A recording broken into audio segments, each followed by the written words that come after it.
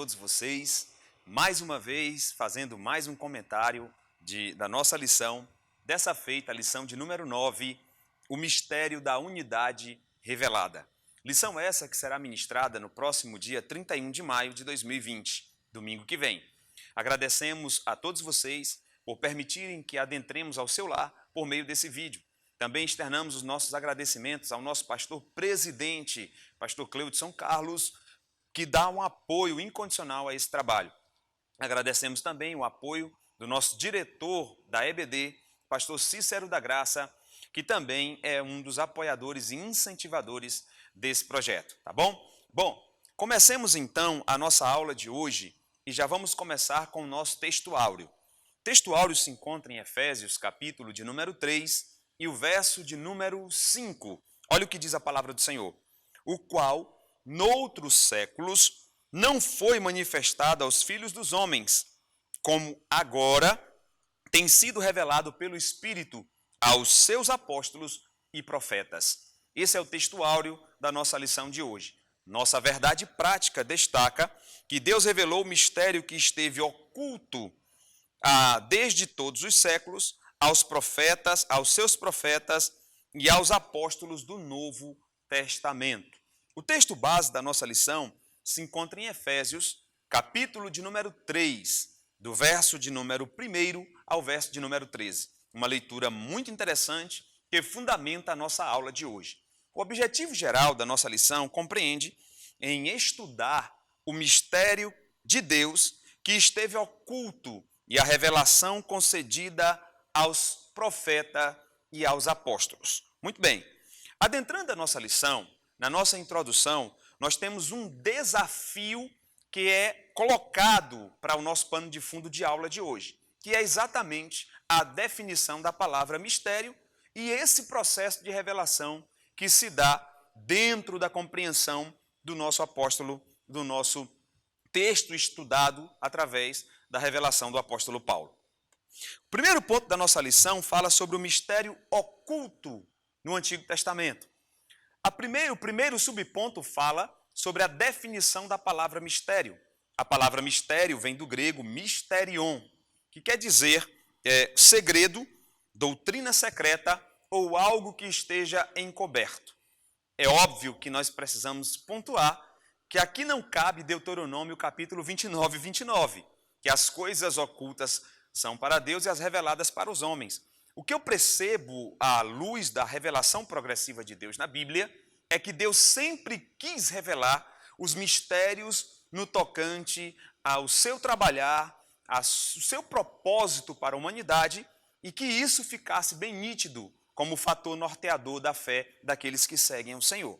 Então, o primeiro subponto da nossa lição fala sobre a definição etimológica da palavra mistério e o apóstolo Paulo traz um conselho em Colossenses capítulo de número 2 e o versículo de número 18, quando o apóstolo Paulo, nas suas orientações à igreja em Colosso, Paulo trata no versículo 18, ninguém seja árbitro contra vós, fingindo humildade ou culto aos anjos, baseando-se em coisas que tenha visto, inutilmente arrogante ao seu conhecimento carnal. Ou seja, Paulo já traz uma orientação que a revelação não é de particular percepção, mas que a revelação é coletiva. Então essa é a ideia. Primeiro, que o mistério de Deus seja compreendido e o propósito desse mistério é que atinja a coletividade.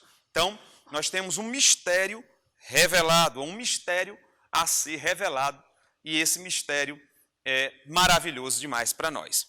O segundo subponto da nossa lição fala sobre o conhecimento do mistério. É interessante que o autor aqui faz uma abordagem interessante. Ele faz uma abordagem de que, em outros tempos, esteve encoberto parte da revelação de Deus. É preciso que nós compreendamos que o Deus que nós servimos é um Deus que se revelou ao longo da história. O nome dessa revelação ao longo da história é revelação progressiva. Revelação progressiva de Deus. Tá? E essa revelação progressiva de Deus dá-nos uma compreensão de que Deus não revelou tudo em uma determinada fase da história. Na verdade, Deus foi revelando os seus projetos, os seus propósitos, à medida que a história ia se desenrolando. E é interessante perceber isso para que nós possamos ter a interpretação certa da Bíblia, porque nós percebemos que Deus vai trazendo uma amplitude para a sua revelação à medida em que a cosmovisão daqueles que fazem parte do processo de transmissão da mensagem esteja ampliada, ou seja, à medida que o povo evolui, que a cultura evolui, Deus revela um pouco mais da porção da sua vontade e do seu propósito, tá? Então, esse é o subponto de número 2 da nossa aula. Esteja atento a isso, tá bom? No subponto de número 3, do primeiro ponto, o nosso autor fala sobre o mistério e os profetas da antiga aliança. Nesse subponto é interessante que existem alguns textos que são bem peculiares e que precisam ser compreendidos, mais uma vez. Olha, nem todos os que estiveram no Antigo Testamento, seja profetas, sacerdotes ou rei, tinham uma concepção, uma compreensão lógica e clara, às vezes, das mensagens que Deus trazia aos seus sentidos. Nem sempre eles compreendiam qual era o final, o desfecho final daquela mensagem. Você deve se lembrar de Isaías capítulo 11, versículo de número 10, quando Deus fala de uma coisa futura, de uma sentença futura que haveria de chegar para a nação de Israel. É óbvio que Isaías não tinha essa compreensão de quando se daria isso, de que forma se daria isso. Você se lembra também de Daniel, quando Daniel encerra a sua profecia, Deus fala com Daniel, Daniel, sela esse livro, ou seja, Deus estava dizendo, Daniel, essas revelações não são para o teu entendimento e não são para o teu tempo, é para um tempo futuro. Isso fica evidente que Deus, na sua revelação progressiva, usou os profetas do Antigo Testamento, mas nem sempre eles tinham a visão correta, nítida, do que Deus estava dando em caráter de profecia para eles. Então, isso é interessante nós pontuarmos, tá? O mistério que Deus estava trazendo a algumas pessoas através dos seus sentidos no Antigo Testamento, mas que às vezes, ou na maioria das vezes, não era compreendida na sua totalidade por esses que traziam a mensagem, tá? Esse é o nosso terceiro subponto do primeiro ponto. Já passando para o segundo ponto da nossa lição, o mistério revelado no Novo Testamento. Tá? O mistério revelado no Novo Testamento. Antes de adentrar nesse segundo ponto da nossa lição, eu preciso fazer um comentário aqui para vocês dentro da compreensão, da construção da carta aos Efésios na instrumentabilidade do apóstolo Paulo. Observe bem, na carta aos Efésios existem 3 menções da palavra dispensação. Eu preciso que você fique bem atento a isso, porque isso faz com que nós tenhamos o pano de fundo necessário para que possamos ter uma aula abençoada lá no domingo do dia 31, tá bom? Então, qual é o pano de fundo? Em Efésios, capítulo de número 1, versículo de número 10, olha o que o apóstolo Paulo fala, né? Para a dispensação da plenitude dos tempos, de fazer convergir em Cristo todas as coisas, tanto as que estão no céu, como as que estão na terra. Pela primeira vez na carta aos Efésios, Paulo traz a palavra dispensação, exatamente no versículo 10 do capítulo 1. Depois a palavra dispensação vai aparecer no capítulo de número 3 e o verso de número 2. Olha aí, verso de número 2 do capítulo 3. Se é que sabeis da dispensação da graça de Deus, que me foi concedida em vosso favor. Mais uma vez, o apóstolo Paulo traz a palavra dispensação, dessa feita, dispensação da graça. Uma terceira vez, a palavra dispensação vai aparecer na carta aos Efésios. Está dentro do nosso texto base da nossa lição, que é o versículo de número 9. Olha o que diz aí o versículo de número 9, que é texto base da nossa lição. E de mostrar a todos qual é a dispensação do mistério, que desde os séculos esteve oculta em Deus, que tudo criou. Então nós vemos a palavra dispensação sendo aplicada dentro do texto base e em texto anterior, que era o capítulo 1, versículo 10, 3 vezes aparece a palavra dispensação. Eu queria chamar a sua atenção para isso, para que, organizando o nosso pensamento em cima dessa construção, nós possamos ter uma aula bem rica e com os subsídios necessários, tá bom? Bom, se existem 3 dispensações ou 3 vezes a palavra dispensação citada pelo apóstolo Paulo, é porque existe um propósito para isso, tá? Olha, as dispensações bíblicas que nós estudamos em cursos teológicos, seminários, que são as 7 dispensações que compreendem a construção bíblica e a profecia revelatória de Deus, se dá em toda a Bíblia. Desde a dispensação da inocência até a última dispensação, que é a do milênio, Deus vem fazendo uma revelação progressiva da sua vontade. Quando Paulo cita essas 3 dispensações na carta aos Efésios, nós percebemos o resumo das 7 dispensações nessas 3 dispensações, tá? Na primeira dispensação que é citada, e aí eu faço uma organização, eu preciso organizar cronologicamente as dispensações, então eu teria que trazer de trás para frente. Eu comecei falando da dispensação da plenitude dos tempos, que será a última na ordem cronológica. Depois viria a dispensação da graça, e a primeira seria a dispensação do mistério, que está em Efésios capítulo 3 e versículo de número 9. O que compreende essa dispensação do mistério? Olha, você precisa ficar bem atento a essa questão. Por quê? Porque a dispensação do mistério faz parte de uma revelação de Deus que não foi concluída na sua totalidade. Então, a dispensação do mistério compreende desde antes dos registros bíblicos, de quando Deus é apenas um, não tem se revelado na pessoa do Espírito, na pessoa do Filho, quando Deus é apenas Espírito e a sua natureza unicista, né, a sua natureza, na concepção essencial, ainda está oculta à compreensão. Então, essa dispensação do mistério vai começar preteritamente ao texto bíblico e perpassará pelo texto bíblico, desde a criação do homem até os processos que se dão depois da queda do homem, onde vai ter as dispensações da consciência, do governo humano, patriarcal, as dispensações da lei e por aí mais, tá? Então, essa revelação ou essa dispensação do mistério compreende as primeiras 5 dispensações da Bíblia, ou seja, as dispensações do Antigo Testamento. O Antigo Testamento permeia 5 dispensações, que vai desde a inocência, período da criação do homem, até a graça, ou até a lei, perdão. A lei é a última dispensação do Antigo Testamento. Esse mistério se dá nesse percurso, desde antes da concepção do texto literário redigido, até perpassando pelas primeiras 5 dispensações. Então, a dispensação do mistério englobaria essas 5 grandes dispensações das 7 que nós estudamos nos cursos e nos seminários teológicos, tá? Então, a primeira dispensação seria a dispensação do mistério. Depois viria a dispensação que está em Efésios, capítulo 3, versículo 2, que é exatamente a dispensação da graça. Essa dispensação que nós vivenciamos atualmente, ou também conhecida como dispensação do Espírito Santo de Deus, tá?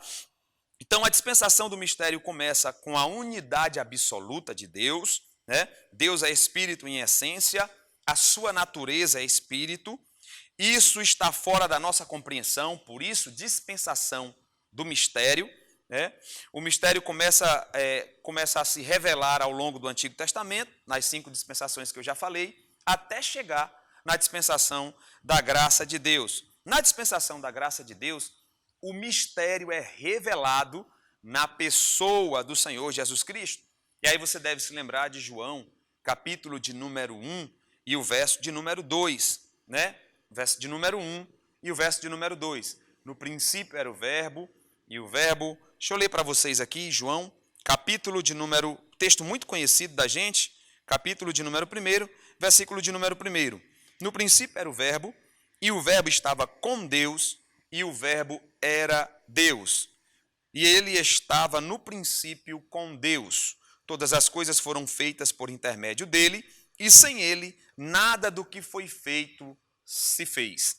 João está bebendo no primeiro capítulo da revelação misteriosa no Gênesis, quando Deus cria todas as coisas.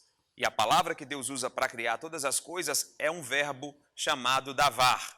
Haja os céus, haja expansão, separação entre expansão, haja os luminares, Deus utiliza um verbo, davar, o verbo que causa, o verbo que cria. João faz uma teologia, uma ponte teológica com o capítulo 1 do livro de Gênesis, na sua construção do seu evangelho, no capítulo 1, versículo 1, 2 e 3. João diz que esse verbo é Cristo. Então, o mistério que estava oculto, o mistério do Antigo Testamento, começa a ser revelado na pessoa do Senhor Jesus Cristo. E essa é a revelação máxima de Deus, obviamente. Na dispensação da plenitude dos tempos, que na ordem cronológica seria a última, que começa exatamente quando Cristo se manifesta, né? Quando Cristo se manifesta e perpassa pela vinda de Cristo, grande tribulação, milênio e por aí vai. Então, essa dispensação da plenitude dos tempos, que está também em Gálatas capítulo de número 4, Gálatas capítulo de número 4 e o versículo de número 3 e 5. Gálatas 4 e o versículo de número 3 ao versículo de número 5. Olha o que diz a palavra do Senhor. Assim também nós, quando éramos menores, estávamos debaixo da escravidão aos princípios elementares do mundo.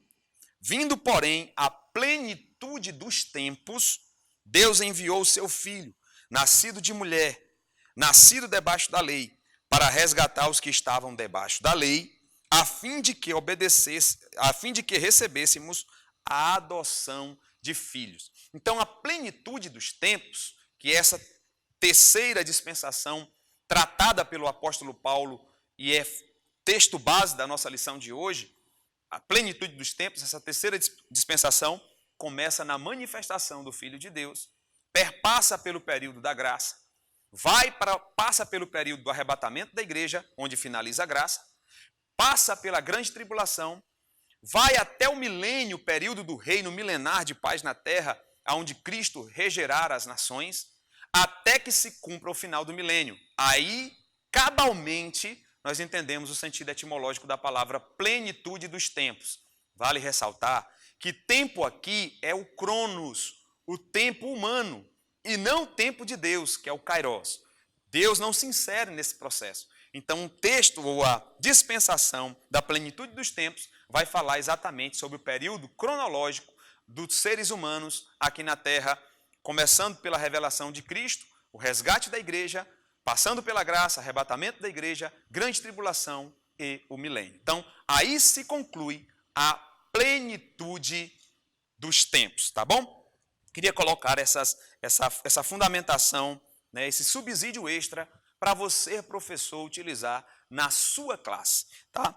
Bom, voltando ao segundo ponto da nossa lição, o mistério revelado no Novo Testamento. É óbvio que eu já fiz aqui uma síntese geral do apanhado, né, um apanhado geral da nossa lição. Mas vale a pena lembrar que no primeiro subponto do segundo ponto, revelado aos apóstolos e aos profetas, é óbvio que aquilo que havia sendo construído no Antigo Testamento e que não tinha uma nitidez, uma clareza, uma clarevidência do processo de revelação profético de Deus dado aos profetas do Antigo Testamento, culminam em uma revelação e uma lucidez maior na visão dos apóstolos. Haja vista que Cristo já se manifestou, Cristo já morreu, já ressuscitou e cumpriu o propósito de Deus de redenção da humanidade. Em meio à manifestação de Cristo, a trazida do reino na pessoa do Senhor Jesus Cristo, a sua morte, o rasgar do véu, Cristo conclui o processo litúrgico do Antigo Testamento na sua própria pessoa. E agora traz uma revelação mais ampla para nós que somos os da graça e os que estão permeando a dispensação da plenitude dos tempos. Então, Cristo ele traz esta amplitude de revelação, manifesta o reino, cumpre a lei e faz com que haja um entendimento maior. Nesse entendimento maior, a valorização da pessoa fica em evidência. Os valores do reino devem ser tratados com uma outra concepção. Só para que você entenda, Cristo resume a lei, as duas tábuas da lei. A primeira tábua, que está na vertical, que revela as responsabilidades do homem para com Deus, e a segunda tábua, que está na horizontal, que revela as responsabilidades do homem para com o homem. Cristo resume as duas tábuas da lei em 2 mandamentos: amarás a Deus sobre todas as coisas e ao próximo como a ti mesmo. Então, há uma revelação bem mais nítida do projeto de Deus na pessoa de Cristo. E é interessante que, com base nisso, com base em Cristo, que é a pedra angular que nós estudamos na lição passada, os apóstolos fundamentam as suas doutrinas sobre esse fundamento que é Cristo. Na lição passada, nós falamos sobre a pedra angular, que era aquela pedra utilizada nas hastes, nos portais das cidades, e também utilizadas como alicerce para estruturas. Eu não sei se você sabe, mas o alicerce para as estruturas lá no período antigo compreendia formações de pedras talhadas, que eram as pedras escolhidas, que o apóstolo Paulo, na lição passada, abordada pelo nosso autor e comentada por nós, fazem menção de nós. As pedras escolhidas, ou as pedras que foram talhadas, eram empilhadas em formato de arco, fundamentadas sobre uma base de areia, formava o arco, e terminava o arco com uma pedra angular, que de fato tinha 2 ângulos, que era colocada com bastante pressão para sustentáculo do arco. Depois se tirava a areia e o arco ficava firme. Esse arco servia tanto para alicerce de construções, como também para portais de entrada às cidades, tá? É interessante demais essa aplicação da pedra angular, que é Cristo Jesus. Então, Cristo é essa manifestação que traz nitidez ao processo de revelação de Deus. Então, nós vemos um Deus que tem um desejo de se revelar à humanidade, e Jesus é o nosso roteiro, o nosso caminho de revelação. No segundo subponto da lição, segundo subponto do segundo ponto, fala sobre o mistério oculto revelado. O mistério oculto revelado. Ou seja, que mistério é esse revelado? Eu friso mais uma vez que nós servimos a um Deus que tem um desejo de ser compreendido. É óbvio que nós jamais compreenderemos a Deus na sua totalidade, mas entenderemos um pouco da sua natureza, um pouco da sua essência, tá? E diz um ditado que Jesus foi mais Deus quando foi mais homem. Por quê? Porque nos ensinou como homem como é que se deve proceder para se aproximar e agradar a Deus. Então, o mistério que fora revelado. Nosso autor faz um comentário muito interessante sobre esse mistério revelado, e essa revelação começa pela declaração de que o Pai idealizou tudo desde sempre. Isso aqui é importante, gente. O nome disso na teologia é revelação supralapsariana. Quando Deus, antes de que o mundo viesse a existir, já tinha projetado todas as coisas, inclusive o plano de redenção da humanidade. Você deve se lembrar daquele versículo lá em Mateus, não me lembro se é um capítulo 24 de Mateus, quando Jesus disse: vinde benditos de meu Pai, possuí por herança a vida eterna e a cidade santa, que está preparada desde antes da fundação do mundo. Então, o projeto de Deus está pronto desde o desenrolar das coisas, tá? Isso é interessante nós pensarmos. E é exatamente sobre isso que o segundo subponto do segundo ponto vai falar, sobre esse projeto. Deus não é pego de surpresa com a queda de Adão. Deus não é pego de surpresa com os acontecimentos catastróficos do Antigo Testamento. Na verdade, Deus já consegue, pela sua presciência, antecipar os fatos.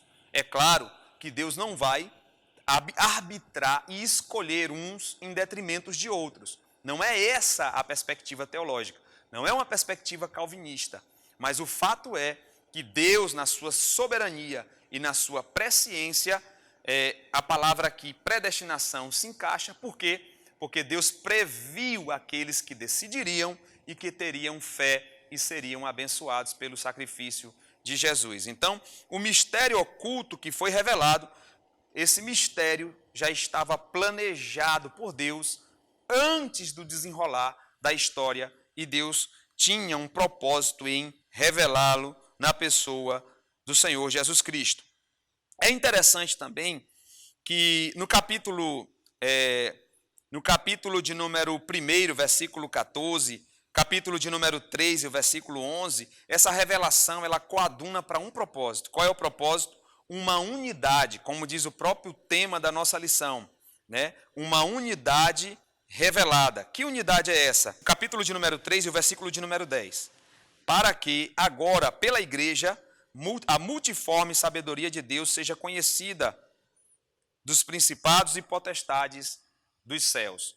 Essa unidade revelatória, revelada de Deus, culmina em um projeto de união de povos, em um novo povo chamado igreja, chamado eclésia, tirados para fora de onde? Para fora do mundo. Para quê? Para revelar ao mundo, tá, o mistério da multiforme sabedoria de Deus sobre os potestades e os principados, tá bom? Muito bem. Então, no terceiro ponto da nossa lição, vai falar sobre a magnitude do mistério, tá? A magnitude do mistério, que outrora ninguém tinha a possibilidade da formação, que ninguém tinha a capacidade de compreender esse mistério, mas pela revelação e formação de um povo, sem distinção de pessoas, etnia ou classe, né?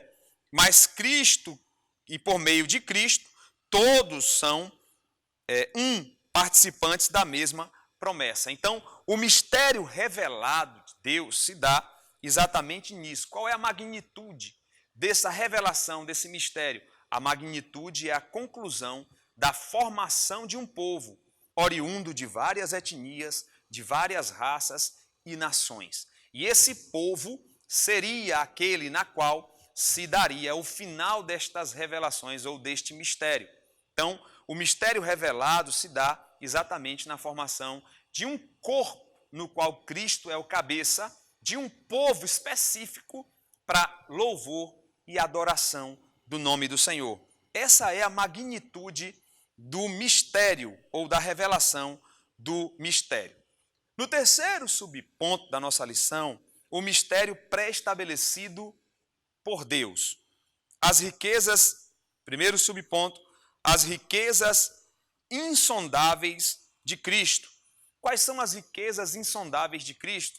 Nós estudamos, se não me engano, na segunda lição desse trimestre, sobre as bênçãos espirituais em Cristo. A bênção do perdão, a bênção da reconciliação. Esses são os valores espirituais da igreja. E mais uma vez, essas riquezas insondáveis, que está no versículo de número 8 do capítulo 3, do nosso texto base, essas riquezas insondáveis são a fundamentação da nossa fé. Eu gostaria de fazer uma colocação, mas antes nós vamos ler o versículo. A mim, no mínimo, o mínimo de todos os santos, me foi dado esta graça de anunciar entre os gentios, por meio do evangelho, as riquezas incompreensíveis de Cristo. Por que Paulo trata dessa forma? Por que Paulo utiliza essas palavras, as riquezas incompreensíveis de Cristo? Porque o mundo não consegue entender este padrão de vida dentro do reino. A igreja é que consegue compreender. Nós estamos vivendo uma fase da história muito difícil. Estamos vivendo uma pandemia onde o mundo está desorganizado, vivendo uma histeria, uma preocupação com a sua própria existência. As pessoas estão vivendo uma incerteza, mas a igreja não. A igreja vive de uma outra forma. A igreja, na verdade, tem uma esperança contra essa desesperança. E qual é a esperança? As riquezas insondáveis de Deus, incompreensíveis de Deus. A paz em meio à guerra, a capacidade de se manter firme em meio a momentos difíceis, a esperança na promessa futura de habitar uma cidade celestial que está preparada para nós, a esperança de ouvir a trombeta, a certeza de viver um ambiente, um momento transitório nessa terra em direção a uma promessa maior. Daí o apóstolo Paulo fala que essas promessas são incompreensíveis, mas são riquezas de Deus que a igreja sente, vivencia e tem como base para a sua sustentação de fé. No segundo subponto fala o eterno propósito de Cristo. Qual é o eterno propósito de Cristo? Redimir a igreja. Fazer com que essa igreja adentre a um propósito maior de Deus para nós. Cristo, em João capítulo 14, João 14, eu quero ler com você, do verso 1, João 14, do verso 1 em diante, Jesus vai dar um roteiro do que há de acontecer futuramente para nós. Quando ele diz, não se turbe o vosso coração, crede em Deus, crede também em mim. Na casa de meu pai há muitas moradas.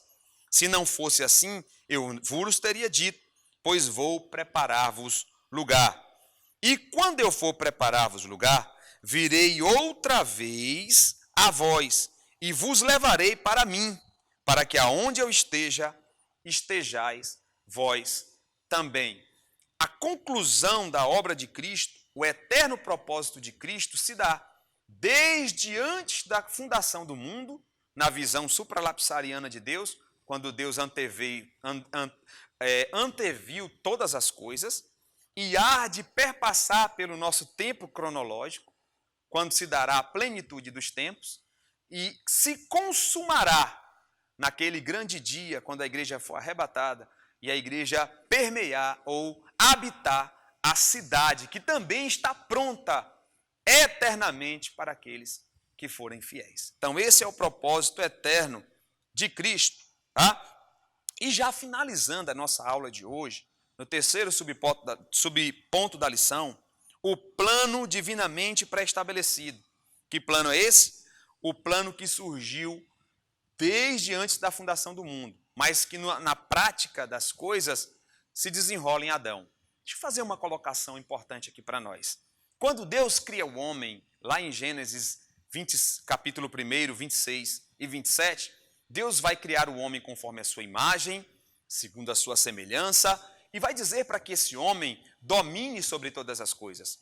Do ponto de vista prático do processo de revelação de Deus, antes de que Deus revelasse o plano de salvação, Deus traz uma responsabilidade para o homem. Qual é essa responsabilidade? Domine sobre todas as coisas. Interessante que a palavra dominar, no hebraico original, traz a ideia de reinar. Deus estava dizendo para Adão, reine sobre tudo. E essa palavra jamais pode ser aplicada a um ser do mesmo gênero. Então Deus já tinha no seu plano de revelação o padrão para que o homem pudesse ser feliz nessa terra. Mas a palavra dominar, que quer dizer também reinar, se aplica à própria pessoa como às demais coisas. Então Deus estava dizendo para Adão, para que você seja feliz, a receita é essa. Domine sobre as coisas e domine sobre você mesmo. Esse era o projeto inicial de Deus na história. Mas, com a queda de Adão, Adão perde essa capacidade, perde o seu equilíbrio total e, a partir da sua queda, vai precisar de elementos de mediação, vai precisar usar a sua fé para que possa, e assim o ser humano sempre vai precisar de elementos de mediação e da fé para alcançar o favor de Deus. Daí vem o sacrifício do Cordeiro. Quando Jesus vem à Terra, Jesus vai mais uma vez fazer valer o plano de Deus.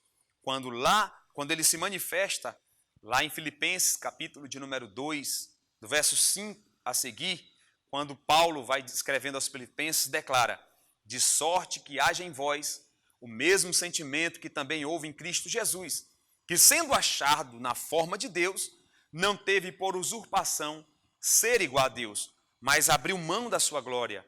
É interessante que o termo ali é aniquilou-se e desceu a esta terra, assumindo a forma de homem. Sendo achado na forma de homem, assumiu a forma de servo, e sendo achado na forma de servo, morreu a morte de cruz, pelo que Deus lhe deu um nome que é sobre todo o nome. Então Cristo vem na contramão do processo de Adão, porque Adão tentou contra Deus. Adão, induzido por Eva, que fora induzido pela serpente, Eva, tentada pela serpente, quis ser. A serpente disse para Eva, certamente você não morrerá, mas será igual ao Altíssimo. A vontade de querer ser trouxe a desgraça sobre a humanidade. Quando Cristo se manifesta não sendo, abrindo mão da sua glória, assumindo a forma de homem, a forma de servo e morrendo a morte de cruz. Aí, nessa sequência santa dada por Deus como ensinamento fundamental para nós, igreja, é que Deus vai dar um nome a Cristo, que é sobre todo nome. Então, se nós queremos ser reconhecidos por Deus, a sequência é descendo. Lá no primeiro momento de tentação do ministério de Cristo, depois do batismo, Jesus é levado pelo Espírito para o deserto. Já estou finalizando a aula de hoje. E quando Jesus chega no deserto, Satanás se apresenta, exatamente como se apresentou a Eva no início do processo de criação da humanidade. E Satanás traz a mesma proposta para Cristo. Qual era a proposta? Ele pergunta, se tu és. Para Eva ele disse, você não morrerá, mas serás. Para Cristo ele tenta com a pergunta, se tu és o Filho de Deus, transforma pedras em pães e coma. Jesus que veio para não ser, para ensinar aos homens que não sendo serão, volta-se para o diabo e diz, nem só de pão viverá o homem. Em outras palavras, Jesus estava dizendo para o diabo, meu poder não pode ser utilizado para meu próprio benefício.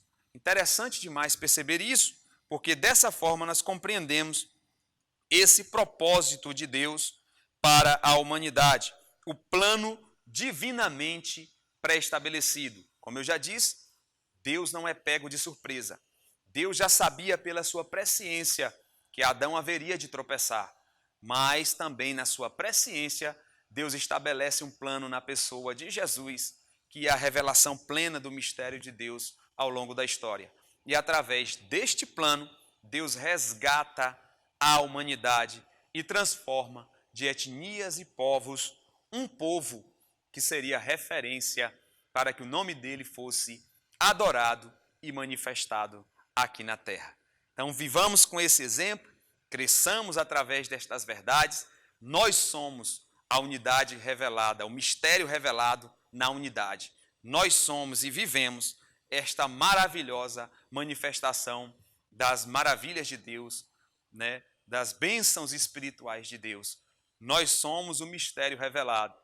Nós estamos vivendo na graça e nós vamos ver o cumprimento da plenitude dos tempos e estaremos para sempre com Deus na santa cidade, aonde cada um de nós lá terá uma mansão celestial.